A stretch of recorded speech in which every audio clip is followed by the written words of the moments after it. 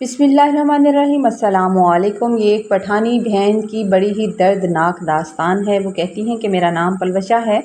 मेरा नाम पलवशा है और मैं एक रवायती पठान घराने से ताल्लुक़ रखने वाली एक आम सी लड़की थी। हम 3 बहनें थीं और हमारा कोई भाई नहीं था। हमारे इलाके की गुर्बत और सख्त रवाज के तहत एक वहाँ पर ऐसी रस्म मौजूद थी जिसने कितनी ही लड़कियों की ज़िंदगियों का फ़ैसला सिर्फ़ पैसों के तराजू में तोल कर किया था। इस रिवाज के मुताबिक लड़के वाले लड़की के घर वालों को एक तयशुदा रकम अदा करते थे जिसे लड़की की कीमत समझा जाता था। कुछ गैरतमंद और अच्छे लोग तो इन पैसों में अपनी तरफ से मज़ीद कुछ रकम मिलाते थे, यानी कि कुछ और ज़्यादा रकम मिलाते और मिलाकर बेटी को अच्छा सा जहेज़ देकर दुआओं के साए में रुखसत किया करते थे।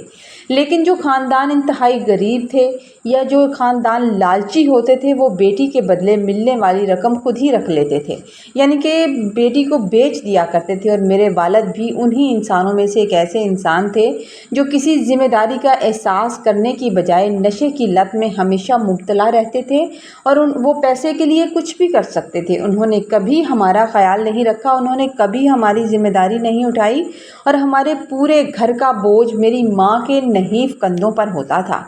मेरी माँ इधर उधर का काम करती थी, दिन रात मेहनत करके हमें पालती थी।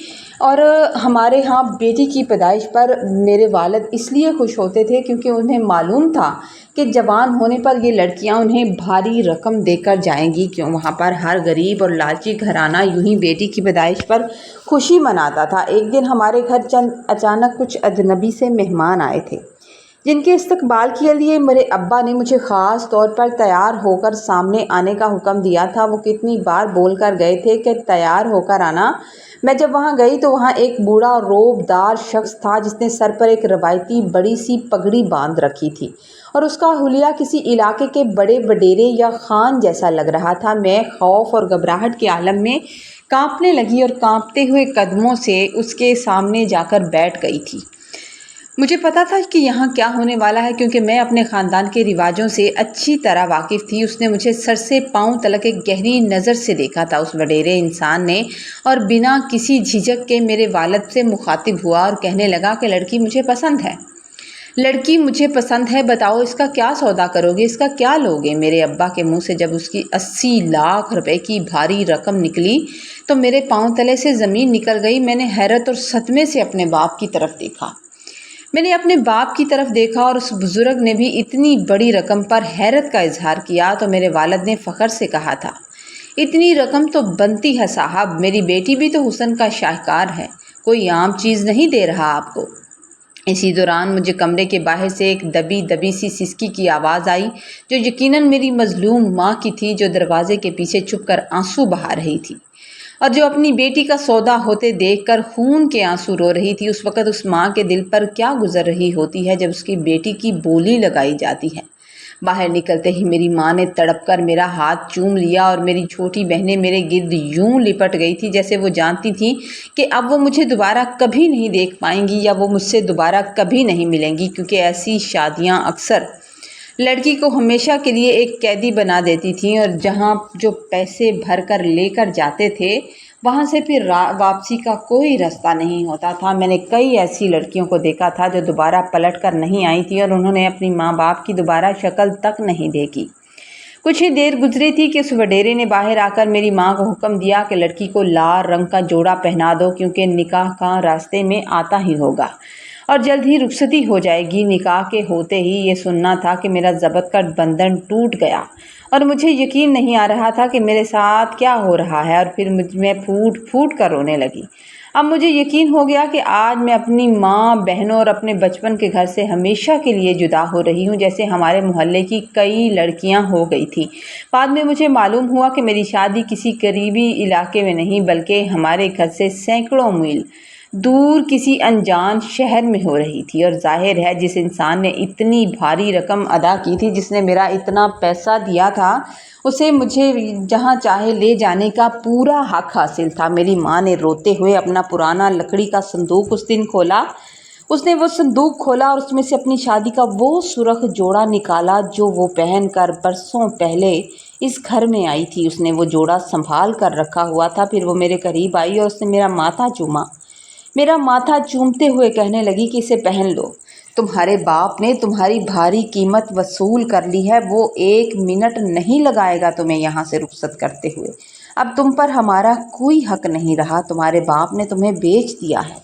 मैंने आंसुओं से धुंधलाई हुई आंखों से उस जोड़े को देखा जो मेरी माँ का था, और फिर मैंने खामोशी से उसे पहन लिया। जिसके बाद मौलवी साहब ने कमरे में आकर निकाह के कागजात पर मेरे दस्तखत लिए थे, जहाँ पहली बार मुझे मालूम हुआ था कि मेरा निकाह किसी असद अली ख़ान नामी शख्स से हो रहा है, जिसे मैंने देखा तक नहीं था, और मैं जानती भी नहीं थी कि वो शख्स कौन है जिसके साथ मेरे माँ बाप मुझे रुखसत कर रहे हैं।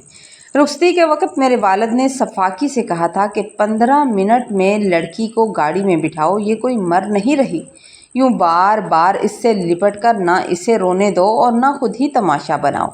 ये एक अमीर तरीन ख़ानदान में ऐश करने जा रही है, मरी नहीं है जो तुम इस तरह रो रही हो। मेरी माँ का तो रो रो कर बुरा हाल था, और मैंने अपनी माँ का हाथ इतनी मजबूती से पकड़ रखा था कि शायद कोई मौजज़ा हो जाए, शायद कोई अल्लाह की तरफ से मौजज़ा हो जाए। मेरा दिल अल्लाह के आगे सजदा रेज़ था कि ऐ मेरे अल्लाह कोई मौजज़ा कर दे और मुझे इस अज़ाब से निजात मिल जाए, मुझे बचा ले। मगर कोई मौजज़ा ना हुआ, कोई मौजज़ा ना हुआ और मुझे एक बड़ी सी काली गाड़ी में बिठा दिया गया, और उस गाड़ी में हमने पूरे 10 घंटे का तवील और खामोश सफ़र किया था।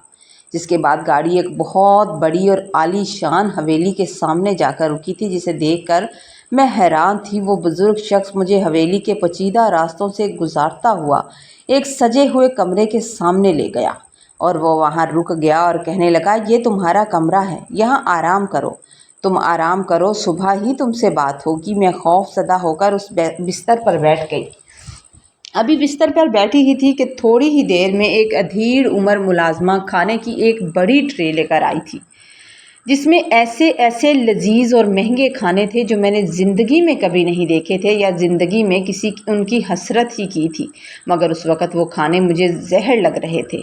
मेरी बेबसी देखकर वो औरत नरमी से बोली कि बेटी खाना खा लो, खाना खा लो, अभी तो तुम्हें ज़िंदगी में बहुत कुछ बर्दाश्त करना है, अभी तो शुरुआत है, अभी से हिम्मत मत हारो, खाना खाओगी तो खुद में हिम्मत पैदा कर पाओगी। और जब उसने अपने हाथ से एक निवाला बनाया, निवाला बनाकर उसने मेरे मुंह के करीब किया, तो मैंने बड़ी मुश्किल से आंखों से बहते हुए आंसुओं के साथ रोते हुए अपने हलक से उतारा था, क्योंकि ये भी मजबूरी थी। और जब वो मुलाजमा बर्तन समेट कर चली गई तो मैं बिल्कुल तन्हा रह गई, मैं अकेली हो गई, और मैं इतने बड़े कमरे में आज तक नहीं रही थी। मैं बिस्तर पर लेटी हुई कमरे की ऊंची छत को घूरती रही, और मेरे जहन में तूफ़ान चल रहा था। मुझे अपनी माँ की ममता और छोटी बहनों की मासूमियत बहुत शिद्दत से याद आ रही थी। मुझे याद आ रहा था कि मेरी माँ ज़रूर मुझे याद करके रो रही होगी, और मेरी बहनें मुझे ढूंढ रही होंगी, और दिल खून के आंसू रो रहा था। आज से पहले मैं अपने घर से कभी नहीं निकली थी। मैं बार बार सोच रही थी कि काश मैं इस बंधन से भाग जाती, काश मेरे बाप में थोड़ी सी गैरत होती और मुझे यूं ना बेचता, मुझे यूं इतनी दूर ना भेजता। इस तरह के वसवसे और ख़याल मेरे मासूम जहन को झिंझोड़ रहे थे और मुझे परेशान कर रहे थे, और मेरी आंखों से बहने वाले गर्म आंसू गालों से होते हुए मेरे बालों में जज़ब हो रहे थे, और यहाँ पर मेरा दुख दर्द समझने वाला कोई नहीं था। वो खौफनाक रात न जाने मैंने कैसे गुजारी थी। मैं उस अजनबी और महल नमा कमरे में डर के मारे एक पल न सो सकी। अगर कहीं मुश्किल से आंख लग भी जाती थी तो डर और खौफ के मारे दोबारा खुल जाती थी। सुबह सूरज की रोशनी फैली तो मैंने उठकर जल्दी से हाथ मुँह धोया और कमरे की बड़ी सी खिड़की से मैं बाहर झांकने लगी थी। बाहर का मंजर देखकर मुझे अंदाज़ा हुआ कि ये हवेली बहुत ही ज़्यादा हसीन और शानदार थी, और मुझे ख़रीदने वाला कोई आम इंसान नहीं था, बल्कि बेपनाह दौलत का मालिक था, जो मेरी इतनी भारी रकम अदा करके मुझे यहाँ लाया था। मगर मेरे दिल में अभी तक ये सवाल उभर रहा था कि इतने अमीर इंसान ने आखिर मुझे किस मकसद के लिए ख़रीदा है। आखिर इस सारी बात के पीछे कोई ना कोई वजह तो ज़रूर होगी। मैं अभी इन्हीं गहरे ख्यालात में गुम थी कि वही अधीर उम्र मुलाजमा जो रात को खाना लाई थी वो दोबारा कमरे में दाखिल हुई, दोबारा कमरे में आई। उसके हाथों में बहुत से कीमती रेशमी और ज़रक बरक कपड़े थे, जिसे वो खामोशी से लाकर अलमारी में सजाने लगी। वो अलमारी में रखने लगी। मैं उन महंगे मलबूसात को देखकर दंग रह गई, क्योंकि मैंने आज से पहले अपनी पूरी ज़िंदगी में कभी ऐसे शानदार कपड़े देखे तक नहीं थे। कभी मेरा ऐसे कपड़ों से वास्ता तक नहीं पड़ा था। और वो औरत मेरी हैरत को भांपते हुए मुस्कुराई और मुस्कुराकर बोली कि आप इनमें से कोई भी जोड़ा पहनकर जल्दी से तैयार हो जाएं। जल्दी से तैयार हो जाएं, क्योंकि कुछ ही देर में मालिक आपसे मिलने के लिए आ रहे हैं, आपको देखने के लिए आ रहे हैं। मैंने चौंक कर उसकी तरफ देखा और मासूमियत से पूछने लगी कि कौन मालिक? कौन मालिक? तो वो धीमी आवाज़ में हंसकर कहने लगी, आपके शौहर। और कौन? मुलाजमा की बात सुनकर मैंने हैरान होकर उसकी तरफ देखा और फिर मैंने जल्दी से एक खूबसूरत सा सूट निकाला था और गुसल खाने की तरफ चली गई। नहाने के बाद मैं अभी कमरे में बैठकर अपने गीले बाल सुखा ही रही थी कि दरवाजे पर दस्तक हुई और किसी के कदमों की आवाज़ आने लगी। फिर अचानक से दरवाज़ा खुलने की आवाज़ आई और जैसे ही दरवाज़ा खुला, मैंने घबरा कर जल्दी से चादर अपने सर पर ओढ़ ली थी और मेरी नज़रें जैसे ही दरवाजे पर पड़ी तो मेरी धड़कनें रुक गई और मैं मुसलसल दरवाजे की तरफ देखती रह गई, क्योंकि दरवाजे से एक बेहद वजीह नौजवान और खूबसूरत मर्द अंदर दाखिल हो रहा था, जिससे देखकर कोई भी लड़की दिल हार सकती थी। मैं खौफ के मारे दीवार के साथ जा लगी। मैं खौफसदा हो गई कि न जाने ये अजनबी कौन है और मेरे कमरे में आखिर क्यों चला आ रहा है, इसे मुझसे क्या काम है। उसने पहले मुझे एक अजीब सी गहरी नज़र से देखा था। उसकी गहरी नज़र मेरे चेहरे पर आ टिकी और फिर उसके चेहरे पर एक नरम सी मुस्कुराहट उभर आई। वो इत्मीनान से आया और आकर बिस्तर पर बैठ गया, जबकि मैं भी खौफसदा हालत में दीवार से लग गई थी। मैं दीवार से लगकर उसे देख रही थी कि ये कमरे में क्यों आ गया। मैंने कांपती हुई आवाज़ में पूछा कि आप कौन हैं? कौन हैं आप और यहाँ क्यों आए हैं? आप इधर मेरे कमरे में क्यों आए हैं? तो वो हंसकर कहने लगा, इधर आओ, मेरे पास तो बैठो, मेरे पास बैठो। मैंने डरते हुए धमकी दी कि अगर आप बाहर नहीं गए तो मैं शोर मचा दूंगी। आप कौन हैं? मैंने डरते हुए धमकी दी कि अगर आप बाहर नहीं गए तो मैं शोर मचा दूंगी, जिस पर उसने बड़े मान से कहा था कि मुझे इस कमरे से कोई नहीं निकाल सकता। अगर तुम शोर मचाओ तब भी कोई नहीं निकाल सकता, क्योंकि मैं तुम्हारा शौहर असद अली ख़ान हूँ। तुम्हारा मुझसे निकाह हुआ है। ये नाम सुनते ही मुझे निकाह का वो लम्हा याद आ गया जब मौलवी साहब ने यही नाम पुकारा था, मगर मुझे अब भी यकीन नहीं आ रहा था कि इतना खूबसूरत इंसान और इतनी ज़बरदस्त मुस्कुराहट वाला इंसान मेरा शौहर कैसे हो सकता है। इसी दौरान दरवाजे पर दस्तक हुई और वही मुलाजमा नाश्ते की ट्रे लेकर आई जो कल रात को खाना लेकर आई थी। उसने ट्रे मेज़ पर रखी और बड़े अदब से कहने लगी, छोटे मालिक, अगर कुछ और भी चीज़ चाहिए ज़रूरत के मुताबिक तो बता दें, मैं अभी ले आती हूँ। असद ने नफ़ी में सर हिलाया और उसे जाने का हुक्म दे दिया। तब जाकर मुझे पक्का यकीन हो गया था कि ये वही शख्स है जिसके साथ मेरा निकाह हुआ था, क्योंकि निकाह के वक्त उसी शख्स का नाम लिया गया था। उसका लहजा और बात करने का अंदाज़ इतना दिलकश था कि मेरे दिल की सारी घबराहट दूर हो गई, मेरे दिल की सारी परेशानी दूर हो गई और मुझे लगा कि शायद खुदा ने मेरी फ़रियाद सुन ली, क्योंकि शादी तो होना ही थी और बेच तो मेरे बाप ने दिया ही था। अब साथ वाला अच्छा था तो दिल को थोड़ा सुकून हो गया। असद ने आगे बढ़कर मेरा हाथ थामा और बड़ी मोहब्बत से कहने लगा, पलवशा, तुम अब परेशान होने की तुम्हें ज़रा ज़रूरत नहीं है, लेकिन तुम्हें अपनी ज़िंदगी का एक सच मैं दोबारा बताना चाहता हूँ। मैं तुम्हें बताना चाहता हूँ। उसने गहरा सांस लिया और गहरा सांस लेकर कहने लगा कि मेरी शादी को 8 साल हो गए हैं। शादी को 8 साल हो गए हैं। बाबा जान को घर का वारिस चाहिए, लेकिन मेरी कोई औलाद नहीं है, इसलिए मेरे घर वाले मेरी दूसरी शादी करना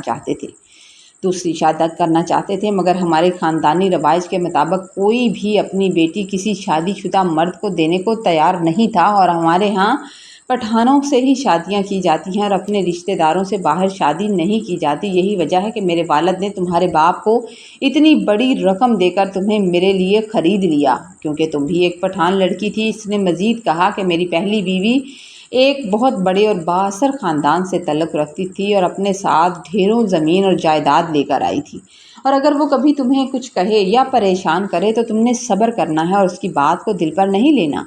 और अगर उसके सामने मैं कभी तुम पर गुस्सा करूं, तुम्हें डांट भी दूं, तो मेरी बात दिल पर मत लेना, क्योंकि तुम मेरी बीवी हो और मैं तुम्हारा मुहाफिज हूं। बस इसी बात पर यकीन रखना। उसकी बातें सुनकर मेरे दिल में एक कांटा सा चुभ गया। मुझे एक सौतन का सामना करना पड़ेगा, ये तकलीफ़ मेरे दिल में उतर सी गई थी। लेकिन फिर मैंने खुद को तसल्ली दी कि शुक्र है शौहर तो अच्छा है और मेरा साथ दे रहा है और मेरा ख्याल भी रखेगा। 2 दिन बहुत सुकून से गुजरे। असद के साथ मुझे अच्छा लगने लगा था, क्योंकि मैं नहीं जानती थी कि ये खुशियाँ आर्जी हैं। मैं उसे अपना शौहर मानने लगी, उसका ख्याल रखने लगी, उसकी हर बात मानने लगी। तीसरी शाम अचानक हवेली के बाहर गाड़ियों का एक काफिला तवील आकर रुका था और पूरी हवेली में अफरा तफरी मच गई थी, जैसे कोई बड़ी शख्सियत आ रही हो। मुलाजम इधर से उधर भाग रहे थे, जैसे कोई बहुत बड़ी शख्सियत आई हो। मैंने एक भागते हुए मुलाजम को रोक कर पूछा कि कौन आया है, तो उसने घबराते हुए लहजे में कहा था कि बड़े छोटे मालिक की पहली बीवी आई हैं, यानी कि बड़ी बेगम साहबा आई हैं, और न जाने अब वो तो आपके साथ क्या सलूक करेंगी। उसकी बात सुनकर मैं खौफज़दा हो गई, डर सी गई। बड़ी बेगम की आमद की खबर सुनकर मेरा दिल खौफ से कांप उठा था। मैं नहीं जानती थी कि उस औरत का सामना करने पर क्या होगा, जिस औरत के इस्तकबाल के लिए पूरी हवेली के मुलाजम यूँ बदहवास हो रहे हैं, भाग रहे हैं। ना जाने वो कितनी जालिम और मगरूर होगी, जिसका इस्तकबाल इतने शानदार तरीके से किया जा रहा है। मैंने डरते डरते कमरे की खिड़की के पर्दे की ओर से बाहर झांका तो सबसे आगे खड़ी कीमती गाड़ी से एक इंतहाई खूबसूरत और रोबदार औरत बाहर निकली थी। मैं उसे देखती रह गई, जिसने कीमत लिबास और जेवरात पहन रखे थे। मैंने पहले उसकी इमारत को देखा और फिर अपने सादा से रूप पर नज़र डाली, तो मुझे एहसास हुआ कि मैं तो उसके मुकाबले में कुछ भी नहीं थी। मैं तो उसके सामने कुछ भी नहीं हूँ। और उस औरत के होते हुए मेरे शौहर ने दूसरी शादी कर ली थी, और अभी उसी आए हुए 15 मिनट ही हुए थे कि एक मुलाजमा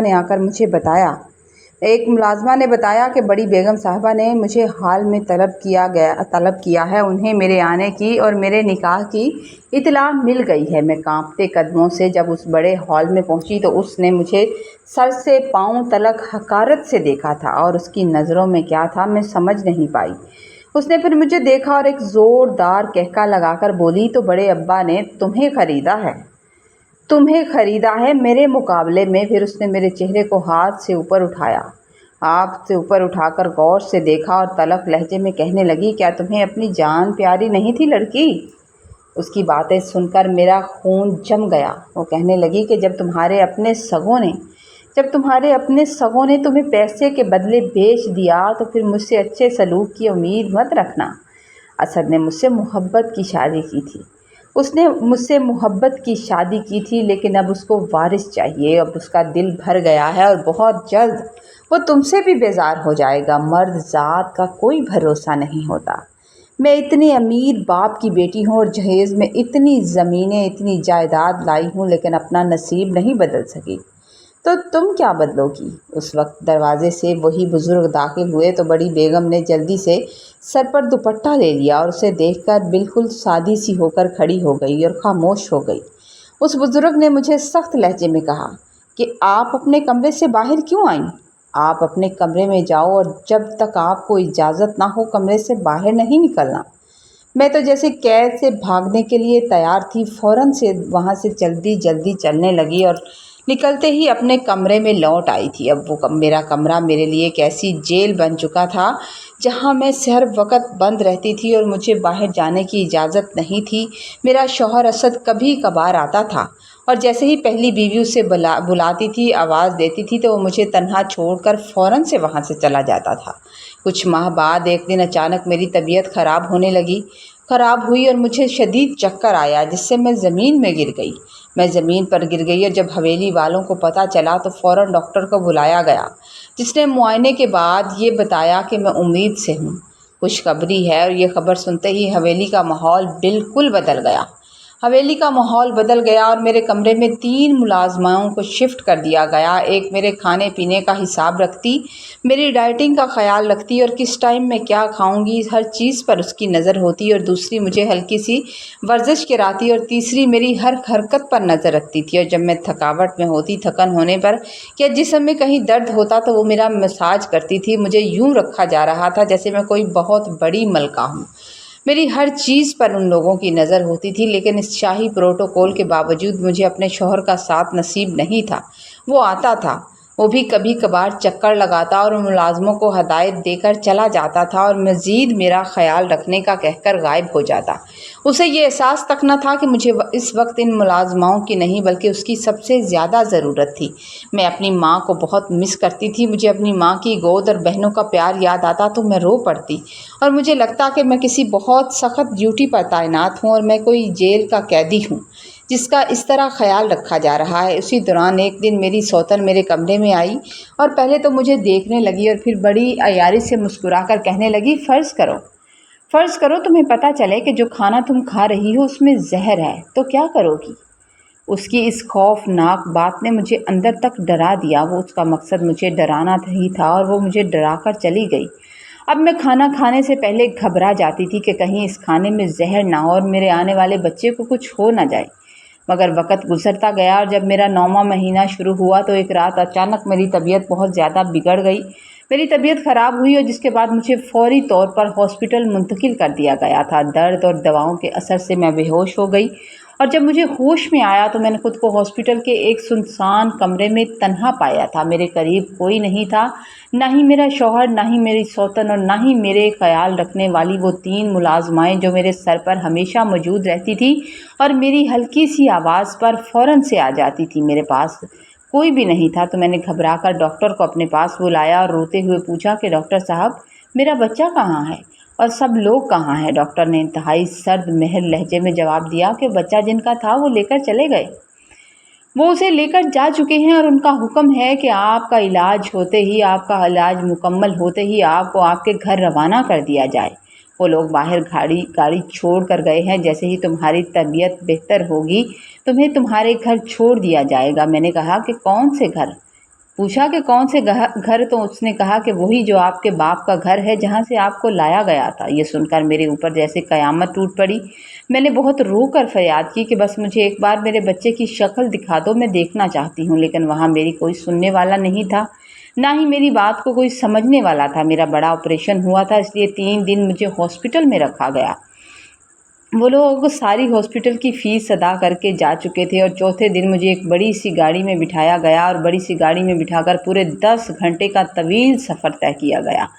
तवील सफ़र तय करने के बाद मेरे माँ बाप के घर के बाहर मुझे लावारिसों की तरह वो लोग छोड़ कर चले गए थे और साथ में कुछ कागजात भी मेरे हाथ में थमा कर चले गए थे। उन लोगों ने हमारे घर आकर मेरे बाप से बात तक नहीं की और मैं टूटे हुए कदमों के साथ अपने घर के अंदर दाखिल हुई तो मेरी माँ ने मुझे इस हाल में देखा तो भागकर मेरे गले लग गई और ज़ारो कुतार रोने लगी, जैसे उसे यकीन नहीं आ रहा था कि मैं ज़िंदा वापस आ गई।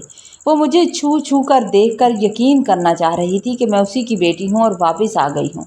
लेकिन मेरा बाप उस वक्त भी नज़रें चुराए खड़ा था, जैसे वो सब कुछ पहले से जानता था।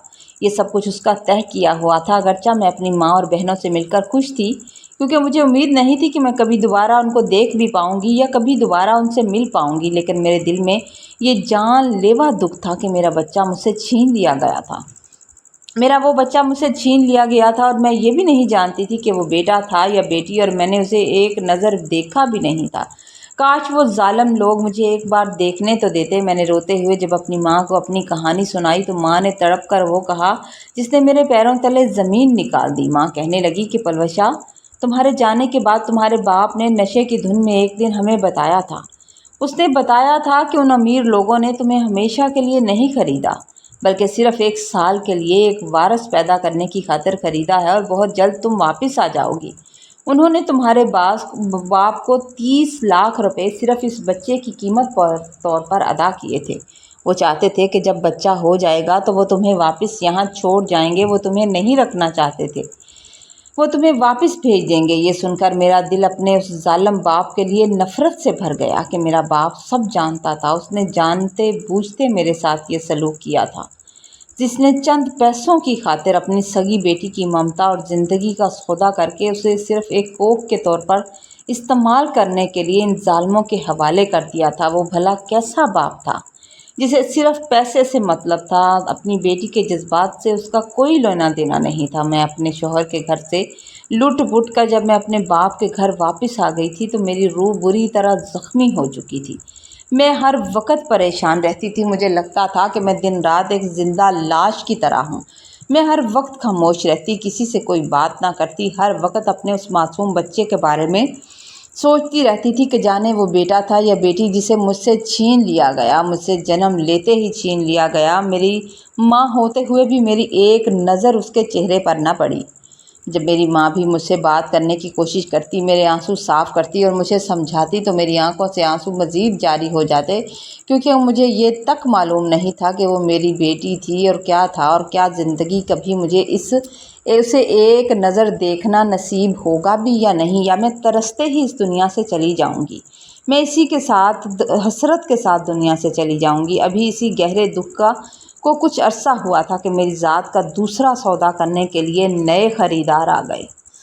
وہ نئے خریدار ہمارے گھر پہنچے، کیونکہ ہمارے معاشرے کے تلخ اور بے رحم رواج کے مطابق جس لڑکی کو طلاق ایک بار ہو جاتی تھی اس کی قیمت پھر بہت کم رہ جاتی تھی، کیونکہ پہلی بار رقم زیادہ ادا کرنا پڑتی تھی، دوسری بار قیمت بہت کم ہو جاتی تھی۔ میرا باپ جو کہ ایک انتہائی شفاق اور نشئی انسان تھا، اسے اپنے نشے سے مطلب تھا، اس نے مجھے صرف 40,000 روپے کی معمولی رقم کے بدلے ایک غریب مگر انتہائی شریف انسان کے ہاتھوں دوبارہ بیچ دیا۔ میری قسمت اچھی تھی کہ اس شخص نے مجھے خرید لیا، کیونکہ حویلی والوں نے مجھے رخصت کرتے وقت جو کاغذات میرے ہاتھ میں تھمائے تھے وہ دراصل طلاق نامہ ہی تھا۔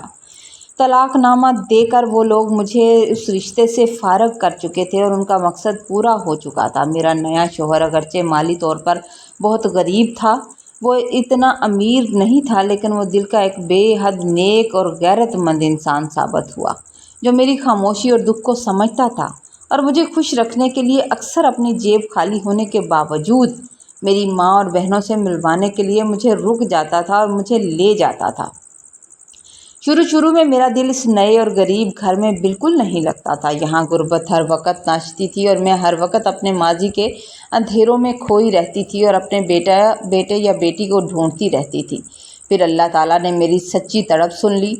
اللہ نے میری تڑپ سن لی اور میری گود ہری کر کے مجھے ایک پیاری سی بیٹی سے نوازا تھا۔ اس ننھی سی جان کی معصوم محبت نے میرے دل کے گہرے زخموں پر مرہم کا کام کرنا شروع کر دیا۔ اب میں آہستہ آہستہ اس میں تھوڑا بہت مصروف ہو رہی تھی۔ میرا دھیان بٹ جاتا تھا اور میرے دل کے گہرے زخموں پر اس بچی نے مرہم کا کام کیا، اور میں آہستہ آہستہ اپنے شوہر کی وفاداری اور بیٹی کی محبت سے اس گھر سے دل لگانے لگی تھی۔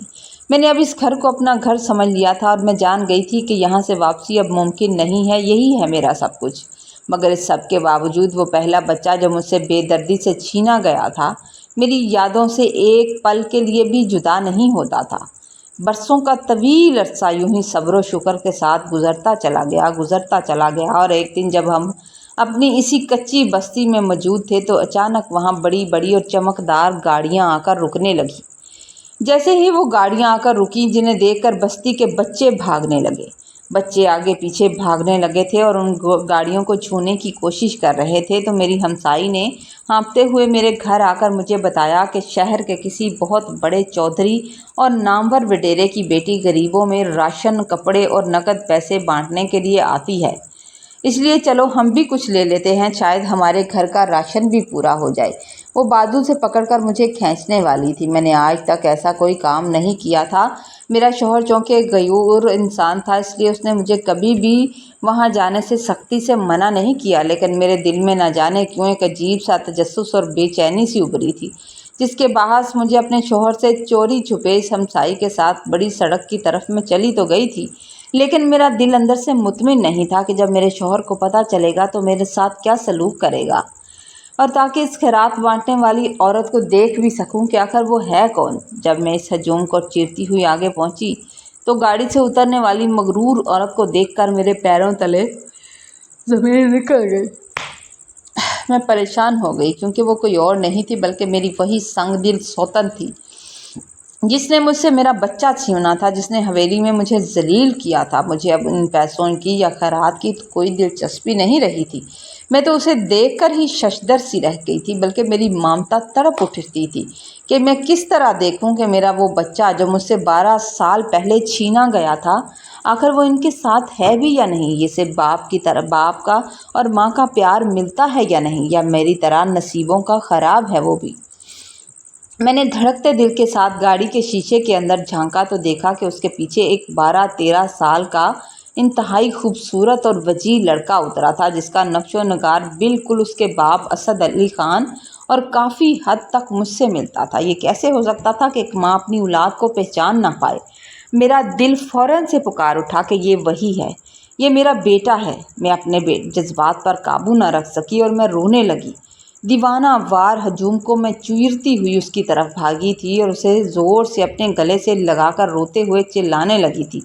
میں اسے پکڑ کر اس کے ہاتھ چومنے لگی، اس کے پاؤں چومنے لگی۔ میں نے کہا کہ تم میرے بیٹے ہو، تم میرے بیٹے ہو۔ اس ظالم عورت نے تمہیں پیدا ہوتے ہی مجھ سے چھین لیا گیا تھا اور مجھے طلاق کے کاغذات تھما کر تمہاری زندگی سے نکال دیا گیا تھا۔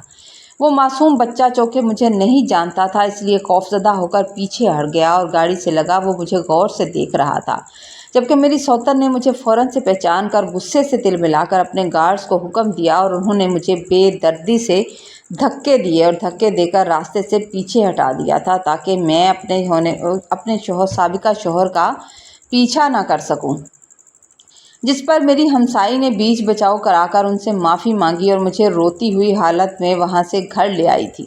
مگر گاڑی میں بیٹھا ہوا میرا بیٹا سیف مسلسل حیرت سے میری طرف مجھے جاتے ہوئے دیکھتا رہا تھا اور یہ بات مجھے بھول نہیں رہی تھی۔ اس بھیانک واقعے کے بعد میری زندگی میں ایک اور بڑا طوفان آیا، جب کتب خانے اور اینٹوں کے بھٹے پر سخت مزدوری کرنے والا میرا دوسرا شوہر اچانک دل کا دورہ پڑنے سے اس دنیا فانی سے رخصت ہو گیا اور میں ایک بار پھر اکیلی ہو گئی۔ میں اس ظالم دنیا میں اپنی چھوٹی بیٹی کے ساتھ بالکل اکیلی رہ گئی تھی۔ میرا کوئی آسرا نہیں تھا، مگر میں نے ہمت نہیں ہاری اور لوگوں کے گھروں میں جھاڑو پوچھا اور برتن دھونے کا کام کرنے لگی تاکہ میں اپنی بیٹی کا خرچ اٹھا سکوں، اپنی معصوم بچی کا پیٹ پال سکوں۔ اور یوں سسکتے ہوئے مزید 7 سال کا طویل عرصہ بیت گیا۔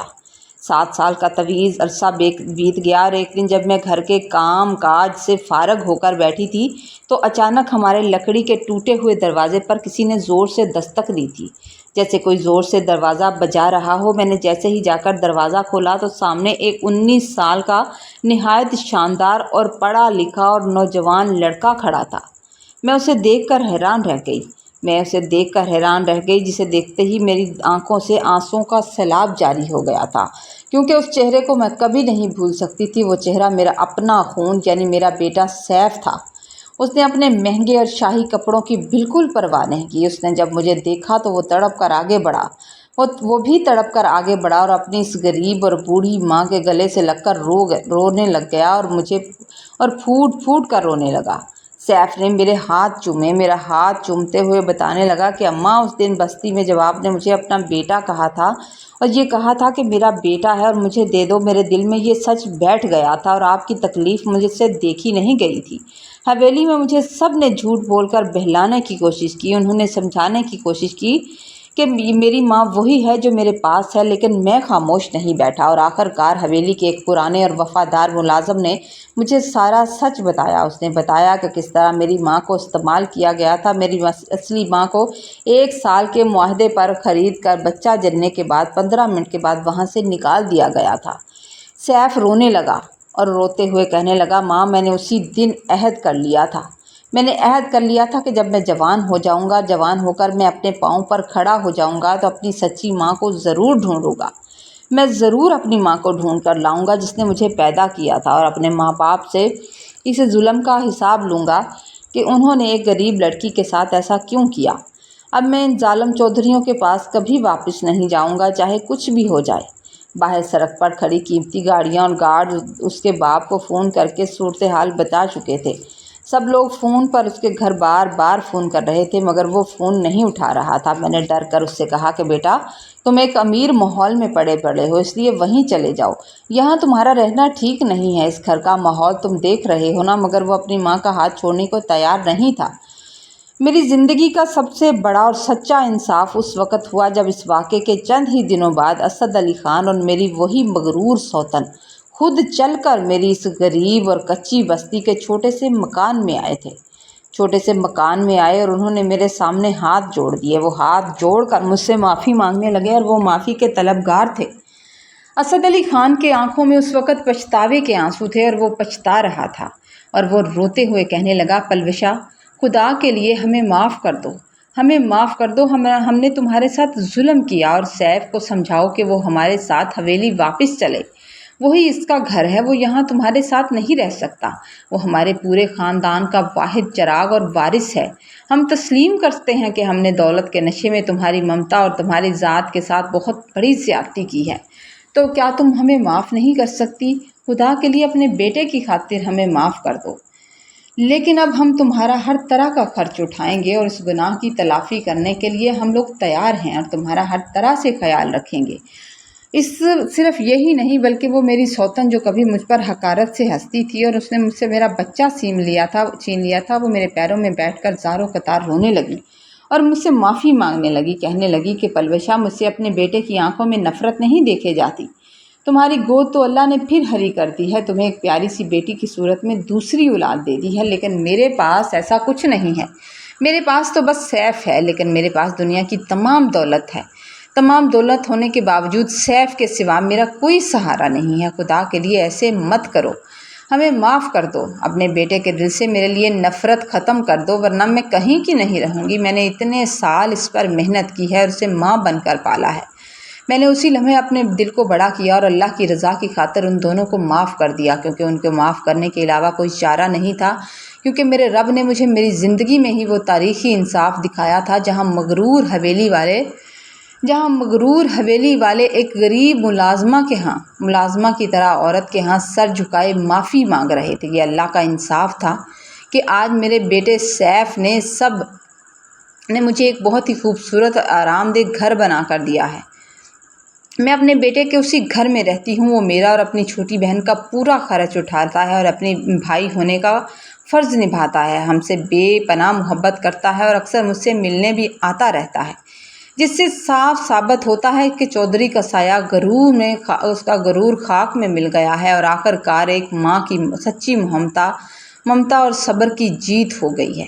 اس کہانی سے ہمیں یہ سبق ملتا ہے کہ دولت اور طاقت کے بل بوتے پر انسان کسی کی مجبوری کا سودا تو کر سکتا ہے، کسی کی مجبوری کا فائدہ تو اٹھا سکتا ہے، لیکن خون کے رشتوں اور ماں کی ممتا کو کبھی نہیں خرید سکتا۔ اللہ کا انصاف ضرور ہوتا ہے، بے شک دیر سے ہوتا ہے، لیکن ہوتا ضرور ہے، لیکن سچا ہوتا ہے، اور دوسروں پر ظلم کرنے والے ایک نہ ایک دن مظلوم کے سامنے ہاتھ جوڑنے پر مجبور ہو جاتے ہیں۔ کہانی اگر آپ کو اچھی لگے تو آپ نے لائک ضرور کرنا ہے، کامنٹ میں ضرور بتانا ہے، چینل پر نئے ہیں تو چینل کو سبسکرائب کر دیجئے۔ خوش رہیے، آباد رہیے، اللہ تعالیٰ آپ کو سلامت رکھے، اللہ تعالیٰ آپ کو اپنی رحمت کے سائے میں رکھے، دوسروں کے لیے آسانیاں پیدا کرنے کی کوشش کیا کریں تاکہ اللہ تعالیٰ آپ کی مشکلات کو بھی آسان کرے۔